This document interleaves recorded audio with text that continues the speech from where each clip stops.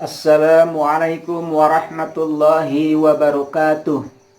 Innal hamdalillah nahmaduhu wa nasta'inuhu wa nastaghfiruh wa na'udzu billahi min syururi anfusina wa min sayyiati a'malina.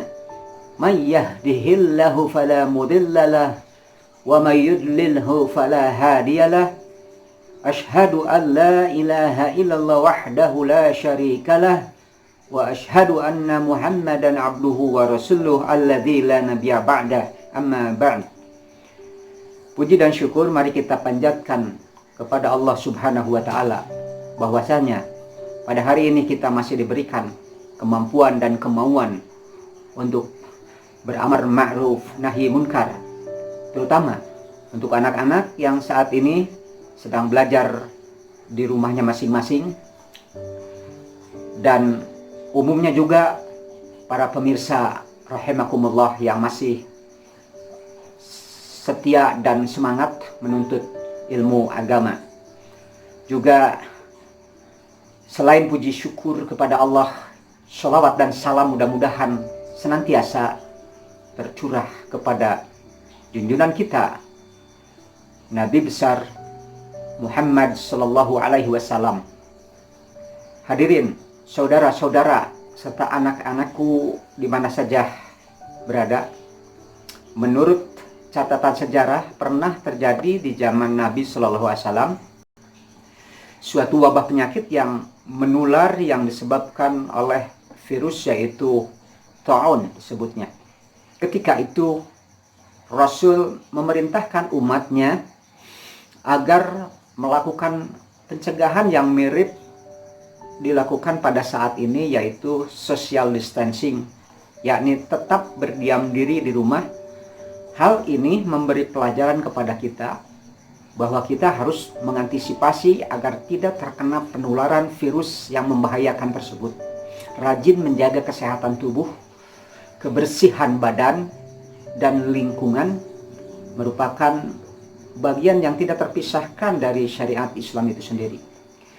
Lebih jauh, Rasulullah SAW memberikan motivasi hidup bagi kita umatnya dalam menyikapi ujian dan cobaan ini, bahwa menyebarnya suatu penyakit, kata Nabi SAW bersabda, "Kullu da'in dawa'un", artinya setiap penyakit pasti ada obatnya. Walaupun selama ini di seluruh dunia manusia dari berbagai belahan bumi belum mampu membuat obat virus corona ini, namun kita yakin hanya Allah lah yang mampu menyembuhkan segala jenis penyakit. Ikhwatu iman dan anak-anakku yang sedang belajar di rumah, tidak ditemukan nas, dalil atau keterangan yang jelas baik di dalam Al-Quran maupun Al-Hadis yang menerangkan tentang seluk-beluk virus corona ini. Sebagaimana juga tidak ditemukan istilah al-wahan dalam kamus dan dalam dunia kedokteran. Namun sebagai bahan renungan bagi kita saat ini, Rasul SAW dalam sebuah hadis mengisyaratkan bahwa akan datang suatu wabah penyakit kelak di akhir zaman. Kata Rasul, penyakit itu sangat berbahaya bagi manusia. Sabda beliau, "Dan Allah telah menanamkan dalam hati kalian penyakit al-wahan." Seorang sahabat bertanya kepada Rasul, "Ya Rasul, apakah al-wahan itu?" Nabi SAW menjawab, "Penyakit al-wahan adalah hubbud dunya wa karahiyatul maut." Cinta dunia dan takut mati. Hadis riwayat Abu Daud. Saudara-saudara, anak-anakku rahimakumullah, kehidupan manusia itu tidak ubahnya bagaikan seseorang yang sedang berjalan di tengah terik matahari. Di tengah perjalanan orang tersebut lalu berhenti dan berteduh di bawah pohon. Setelah keringatnya kering dan rasa lelahnya hilang, lalu dia pergi kembali untuk melanjutkan perjalanannya. Nah, hidup ini sangat singkat di dunia ini. Kita hidup hanya sementara saja di dunia, tidak akan pernah hidup 1000 tahun. Jatah usia kita sudah ditentukan oleh Allah Subhanahu wa taala. Demikian pula sudah ditentukan kapan, di mana, dan apa penyebab kematian kita. Dan kematian itu merupakan pintu masuk ke alam akhirat. Dan mereka yang takut matilah sebenarnya adalah orang yang telah hilang kesiapan dan tidak ada keberanian untuk membuka pintu kehidupan akhirat. Kenapa demikian? Karena hatinya sudah bersatu dengan alam materi. Kecintaan terhadap dunia membuat jiwa manusia terasa berat meninggalkan dunia dengan segala kelezatannya dan lupa kepentingan akhirat. Antara dirinya dengan Allah seakan-akan terdapat penutup yang sangat rapat, sehingga perbuatannya bukan lagi tertuju kepada ridha Allah, namun hanya untuk pemuas nafsu syahwat saja. Setan senantiasa membujuk manusia yang demikian supaya melakukan kesesatan dan kemaksiatan. Wa ma ya'idumus syaitani illa gurura. Wa ma ya'iduhumus syayatin illa gurura. Setan membujuk manusia, wahai manusia, kata setan, coba lakukan zina, coba engkau berjudi, atau coba engkau minum khamar, kata setan. Saya janji engkau akan mendapatkan manfaat dan kebaikan darinya. Setelah manusia melakukan perintah setan itu, manusia hanya menikmati kelezatan-kelezatan yang temporal. Selanjutnya Allah menibakan penderitaan duniawi yang berkepanjangan sampai kepada azab ukhrawi. Saudara-saudara dan anak-anakku di mana saja berada, penyakit cinta dunia dan takut mati ini obatnya adalah mengingat kematian, sejalan dengan sabda Rasulullah SAW. Aksiru zikra hazimil lazzat, perbanyaklah untuk mengingat pemutus kenikmatan. Pemutus kenikmatan itu yaitu mati.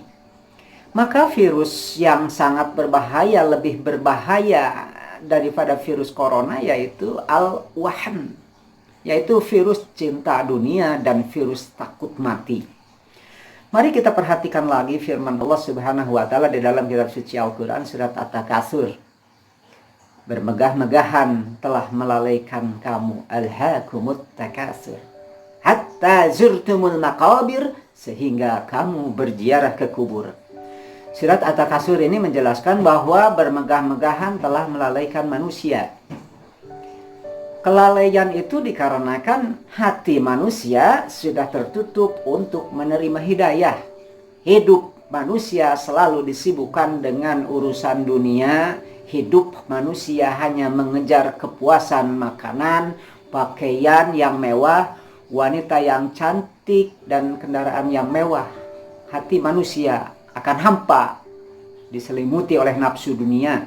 Orang yang mencintai dunia biasanya lebih banyak ketakutan dan kesedihannya, karena keinginan yang berlebihan mencintai dunia yang mengakibatkan takut menghadapi mati.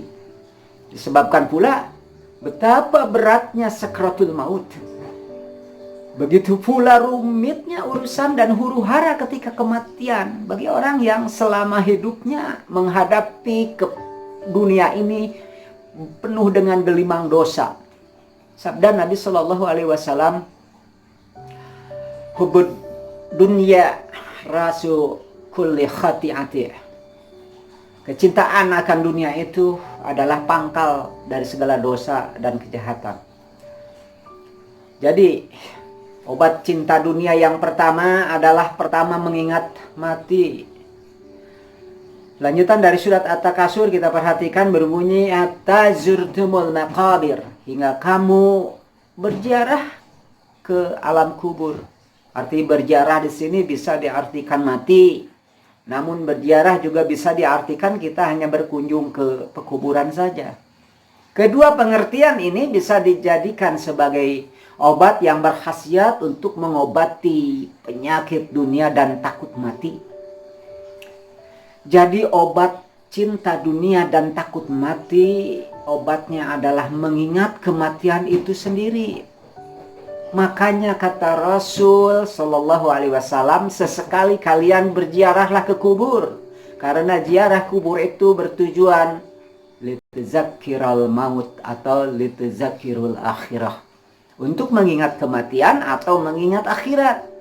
Beliau Shallallahu Alaihi Wasallam mengajarkan ketika kita lewat pekuburan, ucapkan olehmu, Assalamualaikum ya ahlad diyar, antum lana faratun, wa anna insyaallah bikumul lahikun. Assalamualaikum wahai ahli kubur, kalian telah mati lebih dulu meninggalkan kami. Insyaallah aku pun akan segera menyusul kalian.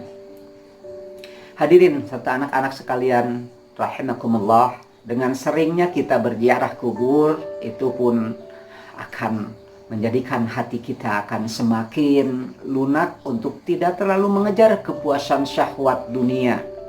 Dan hanya dengan mengingat mati, kita akan berupaya untuk menyibukkan diri dengan berbagai amal solih. Firman Allah Subhanahu wa Ta'ala, Allah menjadikan mati dan hidup supaya Dia menguji kamu, siapa di antara kamu yang lebih baik amalnya. Dia Maha Perkasa lagi Maha Pengampun. Quran surat Al-Mulk ayat 2. Saudara-saudara serta anak-anakku, obat yang kedua adalah ubah mindset dan paradigma kita tentang musibah itu sendiri. Pandemi corona yang tengah mewabah ini merupakan takdir atau ketetapan Allah yang pasti terjadi. Untuk orang yang beriman, musibah berupa rasa takut, kelaparan, kematian, atau kurangnya harta dan jiwa, dan sebagainya itu sebenarnya hanyalah takdir yang biasa saja, yang tidak berat karena bersifat sementara dan akan ada akhirnya. Sedangkan bagi orang kafir sangatlah memberatkan dan menakutkan. Di dalam Al-Quran Allah Subhanahu wa Ta'ala memberi penjelasan tentang perbedaan ini. Dengan kalimatnya Allah berfirman, وَلَنَبْلُوَنَّكُمْ بِشَيْءٍ مِّنَ الْخَوْفِ وَالْجُوعِ وَنَقْصٍ مِّنَ الْأَمْوَالِ وَالْأَنفُسِ وَالثَّمَرَاتِ وَبَشِّرِ الصَّابِرِينَ. Artinya, dan sungguh akan kami berikan cobaan kepadamu dengan sedikit ketakutan, kelaparan, kekurangan harta, jiwa, dan buah-buahan. Dan berikanlah berita gembira kepada orang-orang yang bersabar. Quran surat Al-Baqarah ayat 155.